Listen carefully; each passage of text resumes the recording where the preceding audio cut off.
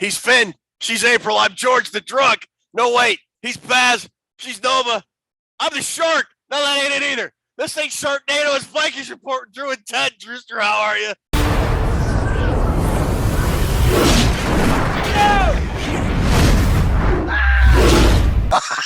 Ted Glover.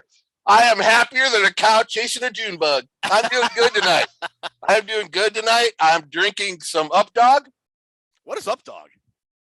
What is up with you, dog? Is it me, or does it smell like Up Dog in here? What's up, dog? Nothing much. What's up with you? Oh, wow. And we're off. Okay, so that was like a stupid dad joke, and that kind of goes right along the lines of tonight's movie, Sharknado. Why did we pick Sharknado? Because Sharknado is so dumb and so stupid, it's entertaining. Just like the NFL offseason is right now. Even though my NHL team is one of the worst in the league, I'm going Sharknado tonight to support my Sharks. What about that movie, Ted? You know, it's just so dumb. You can't help but laugh and enjoy a mindless hour and a half in your life that you'll never get back. It's better than doing a mock draft right now. It is. It is much better than doing a mock draft. I think there's a little bit of genius behind the creators of Sharknado. They were fully in tune with the product they were putting out. Yes. And they were in on the joke from the beginning. Right. Unlike the majority of folks that are like Wally from Wayzata. You know, the Minnesota Vikings pay a lot of people a lot of money to scout players and have a pretty good idea what other teams are going to do. But Wally from Wayzata, drop your 44th PFF mock draft and tell me what the Vikings are going to do. Please, I beg you. Take my picture. Real fast. There's no time for this. You have to get out of here. Nova, come on. 44 mock drafts a week, and even though we haven't had free agency yet, how can you do a mock before free agency? That's like Tara Reid stacking them up one by one. You know what I mean? Tara Reid stacked more bodies than SEAL Team 6, baby. I told you not to come. Her dating list is longer than our free agents we have tonight on the tight end. Talk about a tight end. She's perfect for it. She may be a lot of things, but that ain't it anymore, brother. We love you, Tara. We got a big show tonight. The Combine is underway as this show airs. We've got our positional analysis this week. We're hitting tight ends. That's what she said. We got some great stuff. Kwesi Adofo-Mensah had a very enlightening press conference at the beginning of the Combine. We're going to talk about that because he talked about a couple things that are pertinent to the future of this football team. But before we get going, she is going to hit the promo for our weekly spot on Purple Pain Forums and VikingsReport.com. So if you would, Ruby, roll the tape, or I'm going to do another mock draft.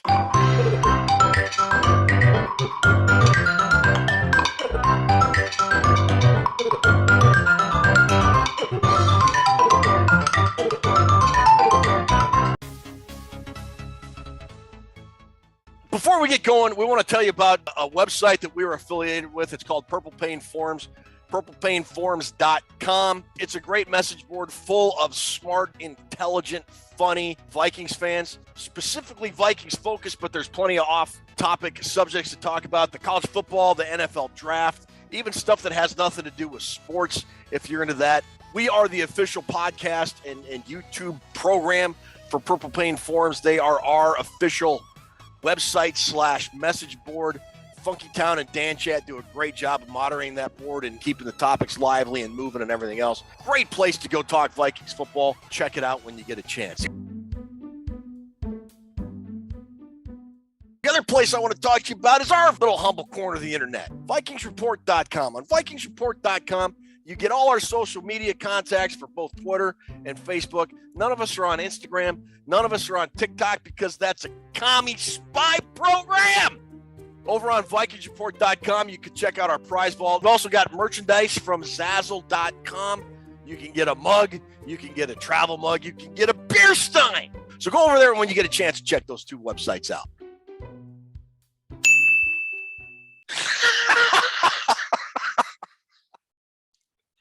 What's up with the mock drafts, Ted? If you do enough of them, everybody will get picked by the Vikings. I will give the NFL credit because they have taken things like the draft and the combine, where guys literally play catch and run a 40-yard dash and lift some weights, and they have turned it into media events. I'm not a combine guy. I don't watch guys working out at the gym. I don't watch guys run 40-yard dashes. Only 40-yard dash I like is Rich Eison's from the NFL Network every year because it's funny and it makes me laugh. And it makes money for charity. And it does. It's a very good cause for charity. Other than that, I don't care who does what at the combine. I really don't. But there are people that are more emotionally invested in what Bobby Ray Slapjack from Sabotage State University does in his vertical than they are in their marriage. April is mine. Excuse me? And now I can freely move on in my life. And so can he. And God bless the NFL for getting Americans to that point. God bless them. This is for America, baby.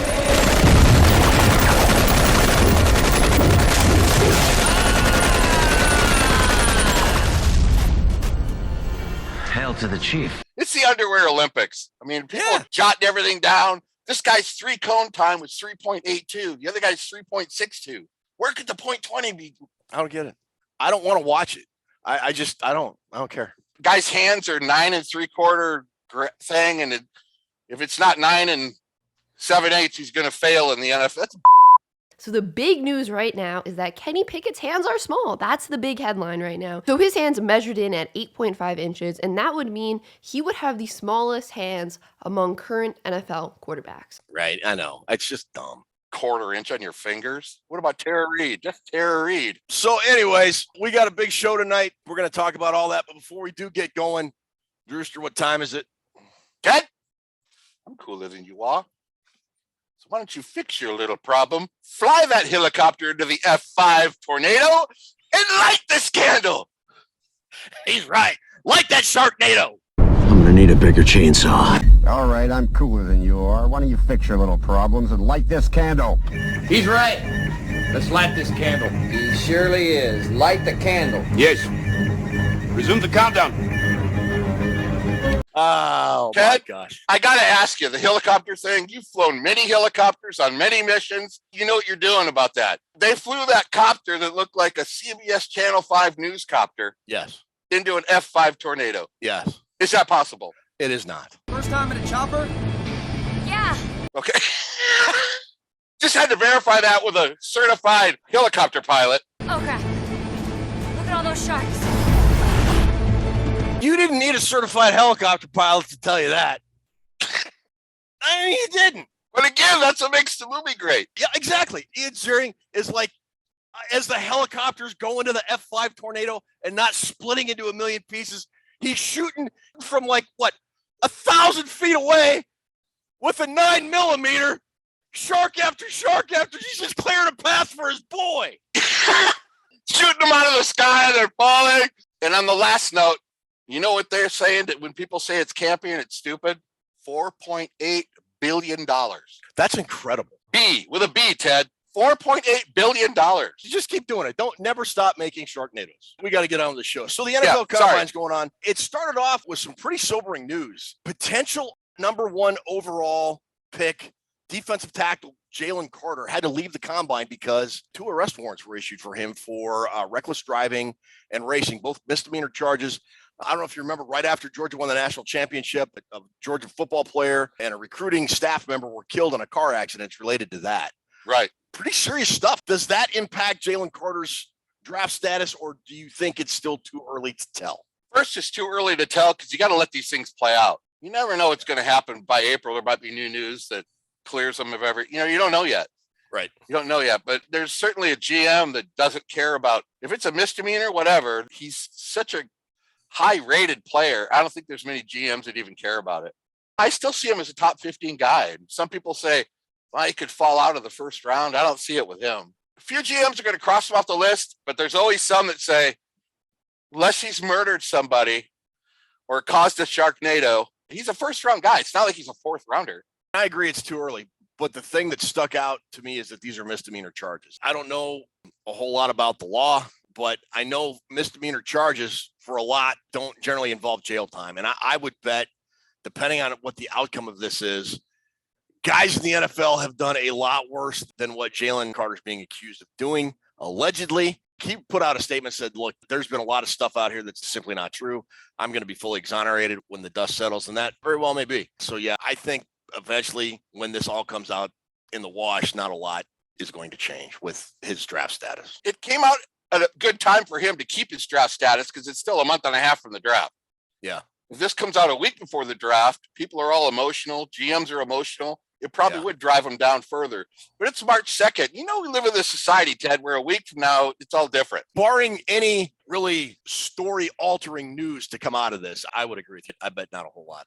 On another note, Ted, we've been seeing this our whole lives. And we always say the same thing. What a dope. And then it happens again. It happens again. It happens again. And it never stops. Just like Sharknado movies. They never stop. Oh, they release one every year and it makes $4.8 billion. It's Planet of the Apes. If you're not supposed to do something because the NFL says we don't want you doing this, and you do it, and you're literally putting millions of dollars at risk for you and your family, I don't get the decision making. I get young people do dumb things. We all did. Some of us did more dumb things than others. I get it. But man, when you're looking at generational wealth, something that will set your family up for 2 or 3 generations after you're gone, if you play your cards right in dealing with the money, I just don't understand the decision-making process of some of these guys. I just don't. I'm glad you didn't get into a big discussion about pot usage because I don't know much about that. You did this? What? You got into kitty cat's treats while I was gone? Shark! What do we got going? What's next? So the NFLPA, Players Union for the NFL players, did a poll, and they came out with a report card for potential free agents on the best places to go. The Minnesota Vikings in this poll are the best franchise in the NFL to work on. Polled 7 categories, include weight room, facilities, nutrition, the training staff, all that, how families are treated. And the Vikings, of those 7 categories, their lowest grade was a very non-John Blutarski-like A-. I mean, they got A's straight across the board. That is pretty impressive. Anything can help with free agency if you're trying to lure somebody to the team. Those are the little differences, little details. We always talk about the details that might make a difference as then coming to Minnesota to play. Yeah, if all things being equal, like money and years, length of contract, guaranteed money, all that is the same. What separates the Vikings from other franchises? And I think this will go a long way. You know who was dead last? The Packers? The Washington Commanders were last overall, but shocker! But the Arizona Cardinals were right there. I mean, like, if you want a dinner on game day and you're traveling, they give you a box lunch and they dock you from your game check for that. You kidding me, right? Are you kidding me? Are you kidding me right now? No way. Yes, they do. Dude! If you go to the facility, if you're an Arizona Cardinal and you say, you know what, I want to go to the facility and lift weights today and it's the off season, and you're like, man, I'm hungry. I think I'm going to get some lunch at the cafeteria. You got to pay for it. Dude, I don't get it. I don't get it either. Wait a minute. That's it. I don't get it. Commanders franchise is pretty much that Boogie Nights. Commanders are Boogie Nights. Do you have any Coke at this party? Oh, gosh, I'm sure they can find some somewhere. You know, last week we also talked about Brian Flores. Would he make moves? We talked about him getting rid of Minuski, the inside linebackers coach. He hired his own guy. Mike Savaro, who was the Panthers linebacker coach last year, is now the inside linebacker coach. Lucas Bennett, who was on Flores' staff from 2019 to 2021, is now the defensive quality control coach. And by God, does the Minnesota Vikings defense need quality and control. On the last show, we said more coaches are going to be gone. There was one other movement. Grant Udinsky has now become assistant to the assistant regional manager. I'm assistant regional manager. I should know first. Assistant to the regional manager. Yeah, okay. Wait, no, I mean assistant quarterback coach. Assistant to the regional manager. Yeah, assistant manager. To the regional manager, yeah. So, you know, we talked about Flores bringing in his guys. That's starting to happen. I would expect some more moves in the coming days and weeks. Probably not till after the combine, once they start leading up to free agency and the draft. I'm excited about this draft. I mean, not only the draft, but Brian Flores getting his, coaches together and his plan together. Not worried about the defense at this stage anymore. I'm not either. You know what else I'm not worried about, Drew? The general manager of the Minnesota Vikings, Kwesi Adolfo-Mensah. Guy's awesome, dude. He had an introductory press conference. I think it was Tuesday or Wednesday at the Combine before all the events started kicking off. Kwesi, he was asked a question about Kirk Cousins. And before the press conference that came out, Tom Pelissero reported like a day or two before everybody rolled into Indy that a 1-year extension for Kirk Cousins seems unlikely. He was on Good Morning Football. He said, we're trying to find great solutions that fit our 2 to 3 year time horizon involving Kirk. Ultimately, our goal is to put together a championship team. At the Combine, he said this about Kirk, and it's, does he meet this threshold? And yes, he does, because there's not a lot of quarterbacks in the NFL that meet that threshold of being good. There's a lot of guys that would like to have Kirk for their quarterback. So now the question is, how do you build that around him? Or do you think if you can't in the time frame you think you need to do it in, do you go out and get a guy? So here's that quote. We talk about necessary and sufficient conditions, right, in math. And so a necessary condition is having a starter-level quarterback, a quarterback of above certain threshold. Now, that doesn't mean for sure you're going to win. That's not the only thing you need, but that is one of the things you need, right? So having a good level quarterback is a necessary condition. Kirk quarterback meets that threshold, so we know that. Okay, well now, how do you build the rest of the team around him to make sure that you can win in that way? Different quarterbacks require different things around him, but we know that for sure he meets that threshold. How long does he meet that threshold? Those are things we got to answer. Is there a chance to add somebody maybe with different skill sets? Those are all questions we got to answer, so there's not one right way, but I do know one thing. I know he is good enough. He meets that first threshold, and that's a question that a lot of people can't answer with a yes, so we got to make sure that we treat that in the proper importance that it is. What are your thoughts on that, Drew? It's right on the fence about what you do with Kirk Cousins. I don't have an answer for you, Ted. I don't know whether you try to structure some kind of extension, or are we done with the extension? Is this it for this year? Is this it? The thing I love about this answer is this. If you're a fan that thinks Kirk Cousins needs a 3 or 4 year extension, if they're not going to do a 1, they're probably not going to do 2. That would mean 3 or 4. Do you think the Vikings should do a 3 or 4 year extension on Kirk Cousins? That's what you took away from that quote, that, yeah, well, the Vikings are definitely going to re-sign Kirk. If you're a fan that thinks the Minnesota Vikings should go out and get their quarterback of the future, you could also take that away from that quote as well. That's how I think the guy's a genius, man, because he has everybody believing what their own personal thoughts are in the situation. Right. What do I think they're going to do? I think you only get one shot to be a GM or NFL coach in this league. A lot of times you get one shot. And so they have to ask themselves, is Kirk Cousins a guy you want to hitch your wagon to for 3 years? And if he doesn't get you to where you want to go, what happens at the end of that 3 or 4 years? Everything is accelerated from the guys we saw growing up. Yeah. When you got a head coaching job, you got 5 or 6 years automatically. Yep. You usually did. Now you get an hour. No, you're right. Remember when those guys used to get hired? Jack Patera with the Seahawks? Yeah. They didn't do so well. He would have been gone in these standards the first couple of years. The Vikings got something working good here, and I trust what they're going to do as a team, because as a team, they're all making the decision together. Yeah. We don't have a coach who hates the GM. The GM thinks the coach is a dick or anything. I think they do work well together, and I have more confidence in this regime than I had in any other one. You can make the argument that, look, Kirk's 35. He's going to be, I think, 36 when the season starts. If you do a 3-year extension, now you're looking at a dude that's going to be 39. No. Well, okay, but on the other hand, though, you've got a reasonable argument, and I think Kwesi was kind of saying that, like, what do you have to do to build it up around him? That Kirk and Matthew Stafford are kind of very much the same guy. And if you can build an offense, a good offense that Kirk can execute, which he did this last year, and a defense like the Rams had a couple years ago when they won the Super Bowl, you can win it all. Go ahead and give us Aaron Donald in the middle. Hold on. No, Tara, you're going to have to call after the show. I can't talk to you right. No, I know what I said. Call me after the show. We'll work something out. I look up sharks on the internet, and then I see, like, whale sharks. I'm like, oh, that must mean a whale and a shark have sex. And then I think, well, how does a whale and a shark have sex? He also had another interesting quote about Justin Jefferson. We'll play that right now. I don't want to be the Vikings GM without that guy on our team. So it's a high priority. We got to make sure that we do it in the order that we can do it in, obviously, given our, all our other decisions we have to make. But it's not just having an elite player, because I think people, maybe they appreciate the talent, maybe they don't. The human, it's even better. Seeing it up close every day, he just wants to win. When I met him, the first time I met him, actually, We walk in the building, and I made a joke about something else that was happening with the wide receiver at the time about their contract, and I was like, I just laughed. I say, we won't have any issues. And he says, I just want to put wins on the board.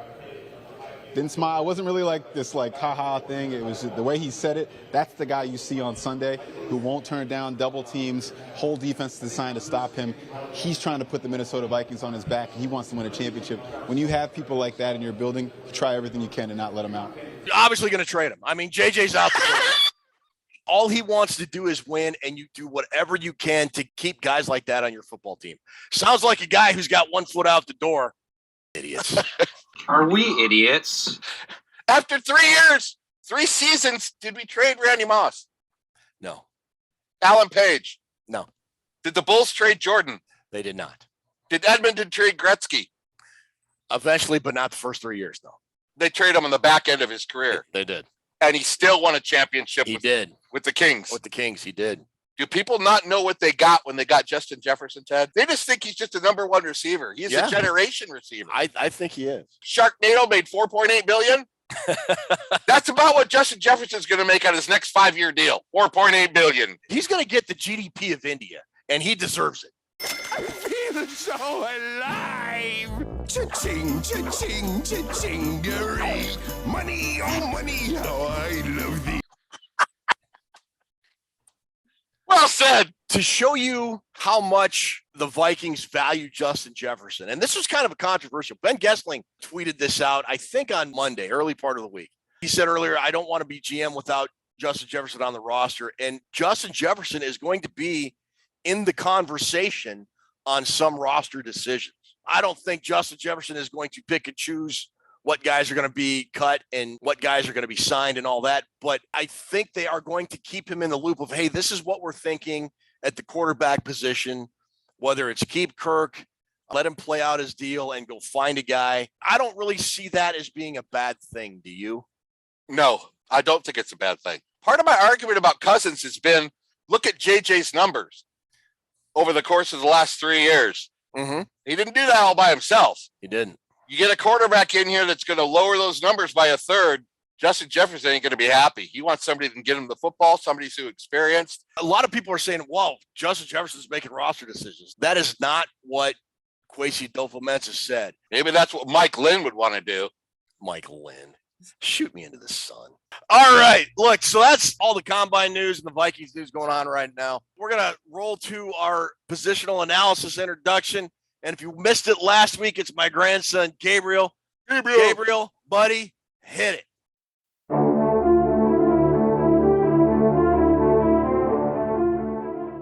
Ladies and gentlemen, it is time for the Vikings Report with Drew and my papa. Positional analysis. Hit it, papa!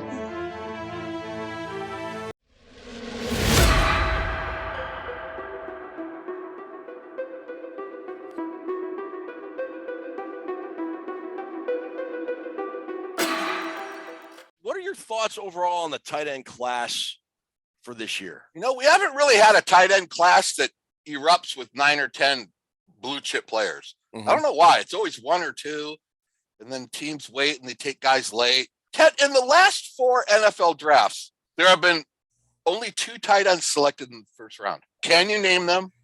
Now. The unicorn down in Atlanta. What is that dude's name? Kyle Pitt. Kyle Pitts, yeah. I just call him the unicorn. 2021. The other first-round tight end draft pick. I don't know.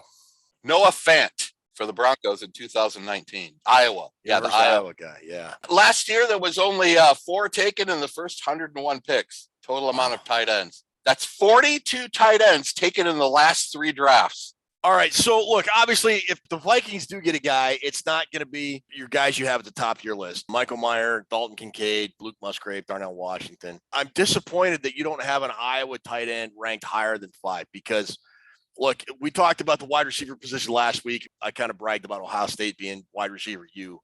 If there's a tight end U in college football, it's University of Iowa. They produce tremendous NFL tight ends. And Sam Laporta is on my Vikings watch. He's my number 1 guy on Vikings watch. 3rd round guy? You think they'd go after a tight end that early? No, I'm thinking if he falls. You don't want to spend that third-round pick on him. But that guy, don't be deceived that he only had 1 touchdown receiving with Iowa last year, Ted. They only had 4 as a team. I was just saying they only scored 1 touchdown all year on offense, didn't they? He got 25% of the touchdowns, only getting 1. 40 games, he's got 153 passes. Ferentz uses that tight end. So he's number 1 on my Vikings list because he's got great hands and he already knows how to run routes. Those are your first 2 things you look at. Then you look at run after catch and all that. There's not many things that Sam Laporta does bad. He's a really good football player. Maybe blocking. He needs a little work on the blocking. Do you remember when Hayden Fry was the coach at Iowa and their tight end would stand upright at the line of scrimmage? Yes. What about Hayden Fox? You remember him? Yeah, national champion coach for Minnesota State. Look how well he did with the coaching staff he had with like Dauber. I was just saying. Oh, that's so funny, dude. All right, anyway, sorry. He's number 1 on my Viking list. The 2 fastest of my top 16 are Luke Musgrave ran a 4.51. The other one is Mr. Zach, number 13. Zach Kuntz, Ted. I don't want you to get started now on Zach Kuntz. Why would I? I don't know. If I start, I'll finish. A lot of this talent in these late guys, there's a lot of potential, but they're developmental guys. Oh, so you're saying Kuntz is tainted? I'm sorry.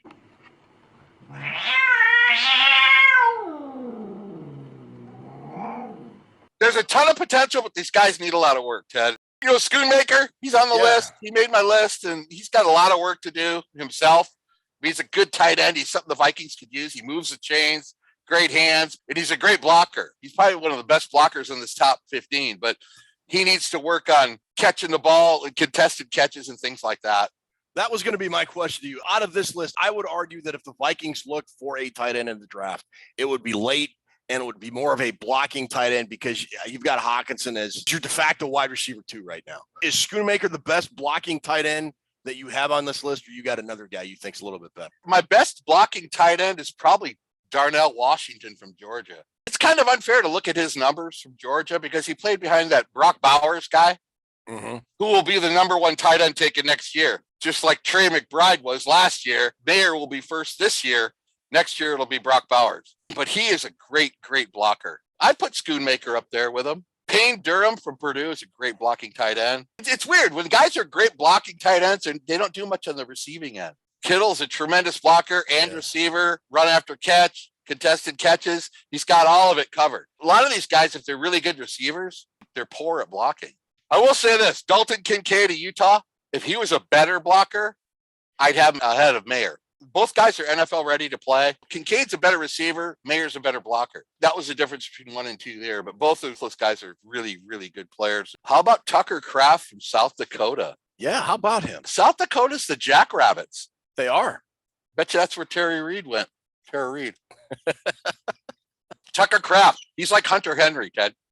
He reminds me a lot of him on tape. 6'5", 255, 27 catches, 348 in the air, and 3 touchdowns. Pretty moderate numbers, but size and strength, he's one of the top guys out of all these guys. He's the guy that can do the receiving and the blocking together. Of course, everybody talks about the competition South Dakota plays.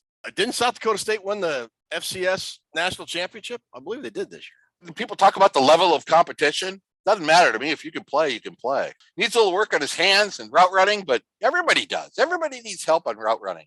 Who's a guy in the later round? You got guys like Mallory, Kuntz, Durham, and Sims down here at the bottom of your list that you think are Viking sleeper dudes in the later rounds. Wiley Coyote, Ted. Yeah, from Cincinnati. Runs through people, runs over people like Earl Campbell. Very, very physical tight end. If Wiley becomes a better blocker, he'll be the best tight end in this draft.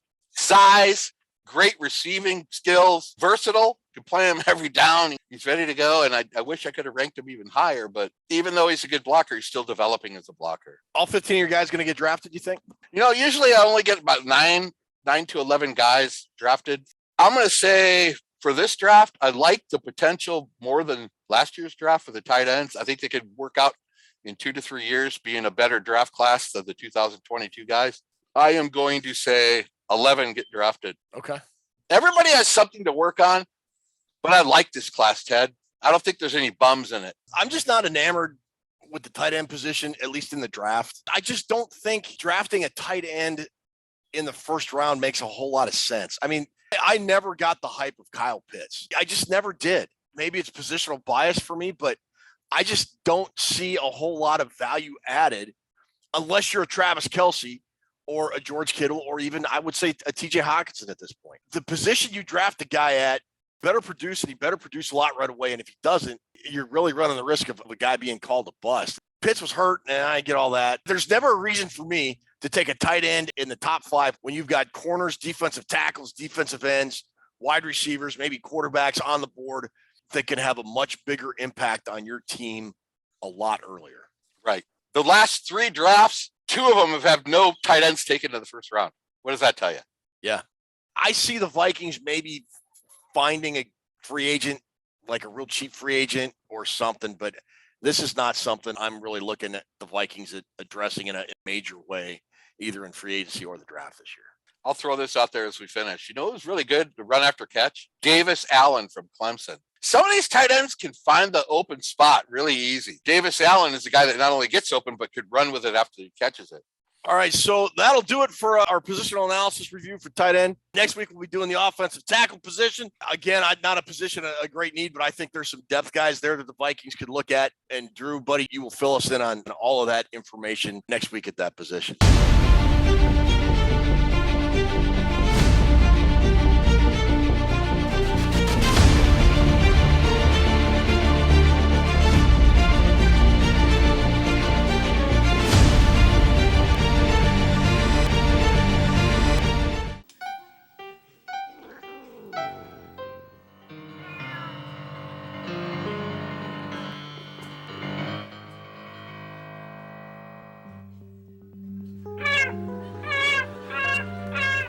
Is driving so well. He seems to be driving worse now. Oh, he's getting reckless. Wait a minute, something's wrong here. It's Toonses! Then where's Spunky?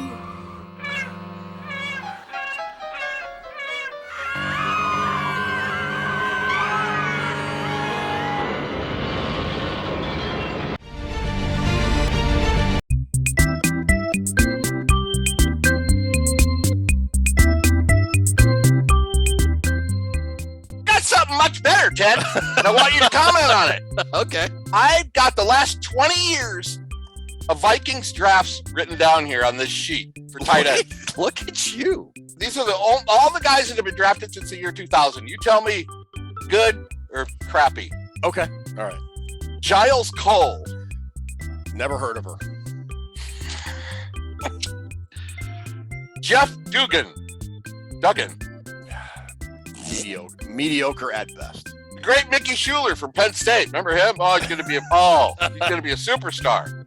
Don't confuse him with Mickey Lolich, former pitching grade for the Detroit Tigers. Bad. Denny McClain knowledge. Kyle Rudolph. Good. Mike Hoyle Pruitt, 2015. The Irv Smith before there was Irv Smith. That is so accurate right there. He was Irv Smith before Irv Smith. David Morgan, 6th round, 2016. Not very good. Bucky Hodges, 2017, Virginia Tech. I'd rather have Bucky Dent. Tyler Conklin. I thought he was actually pretty good. He had a pretty good year last year. I gave him a check mark, too. I don't really follow how he did this year, but yeah, he was a good pick when it was all said and done. 2019, Irv Smith Jr. Bad. Such a disappointment. Zach Davidson with the one-handed catch at training camp. Oh, that's right. Put him right in the Hall of Fame after that OTA catch. And then Vic Muse. Still to be determined, but I'm not expecting a whole lot. 1, 2, 3, 4, 5, 6, 7, 8, 9, 10, 11 tight ends drafted since the year 2000, and you gave the thumbs up to 2 of them. That is not good. It is not. That is not good. We drafted Dave Winfield as a tight end. Yeah, that's true. He ended up being a pretty good baseball player. They also drafted Rich Kotite, the old Philadelphia. He played for Vikings. Yeah. Are you serious? Yeah, Rich Kotite was a Viking. Oh, wow. Remember Richie Kotite? No, what year was he drafted? I remember him as a terrible football coach. Oh, okay. All right. And then, the old Eagles guy that got ran out of town. Yeah, Jets went like 1-15 with the Jets. How many years do you think the Vikings have drafted a first-round tight end? I'm trying to think. Stu Voigt, Joe Sensor. Maybe Joe Sensor. The answer is 0. 0, okay. 62 years. They've never taken a tight end in the first run. I think it'll be 0 for 63 this year. And you can find them late. I mean, look, Kittle was late. What about the greatest tight end that's ever played here, Steve Jordan? He was a 7th round pick. Was he really? From Brown University. Wow. Got him in the 7th round, and he was the greatest tight end we've ever had here. So you can find them late. The Vikings tight end luck has not been good the last 20 years. But maybe that's why Kwesi traded for TJ Hawkinson last year. Maybe so. Yeah, that's a very, very good point. All right. Anyway, Drew, again, thanks for making me smart on these positional reviews we do every week with your big board. I love it. I learn a lot. Sharknado, perfect analogy to this time of the offseason in the NFL. Just think of all the Sharks as Wally from Wyzetta's 33rd, 44th mock draft. You just want to just shoot him with a 9mm 1,000 feet away. Don't forget to go over to Purple Pain Forums. Don't forget to like and subscribe and do all that good stuff you're supposed to do on this channel. I had a lot of fun, but as always, we'll try to do better the next time. Buddy, take us home. Ted Glover, thank you for bringing the energy and the knowledge to this show. Tootses, I'm sorry. Probably the last hour I'm going to be alive, so I'll make my will and testament now. I feel bad that Tootses has all this production to do all the time, stacked onto whatever else she does. But yeah, you know what? She gets good money for this show. So more than Tara Reid does for walking the street. Tara, I'll call you back soon. That's about all we got for episode 92, Ted. Everybody have a great, great weekend. And say good night, Ted. Good night, Ted.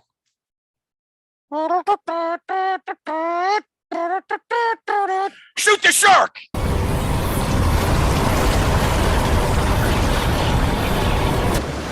Shark!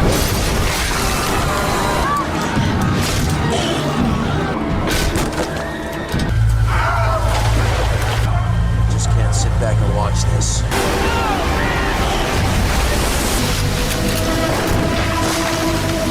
By the way, I'm not a stripper. I'm going inland. I'm taking my family with me. Finley, April is mine. Excuse me? There are sharks flooding the streets. Put down!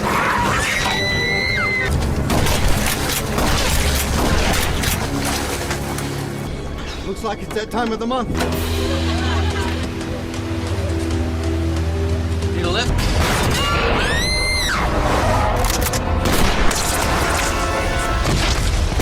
What are we gonna do? We're gonna stand and fight. We can't just wait here and wait for sharks to rain down on us again. Instead of letting live sharks rain down on people, we're gonna get in that chopper and throw bombs into the tornadoes. They took my grandfather. That's why I really hate sharks.